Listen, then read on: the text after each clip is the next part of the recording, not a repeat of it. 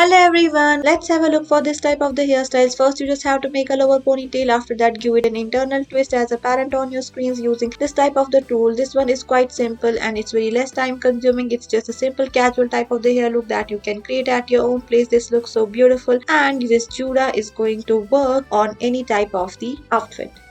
Let's move towards this type of the hairstyle. First, you just have to take some of the hair portion as apparent on your screens, give it a higher type of the ponytail illusion, and after that insert it using this type of the fancy hairpin. This looks again very good.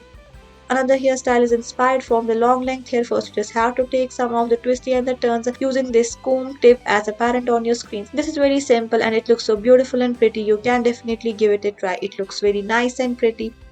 Let's move further with another type of the hairstyle. This is best suitable for the long length hair. You just have to tie it up in the lower ponytail. After that, take the few strands and convert them into the classical braid. You can see how I'm trying and building it, but side by side, you just have to loosen some of the hair and create the circular type of the portion as apparent on your screens. If we talk about the difficulty level, then this one is quite difficult, but you will fall in love once you will try to make this one. Thank you for watching our videos.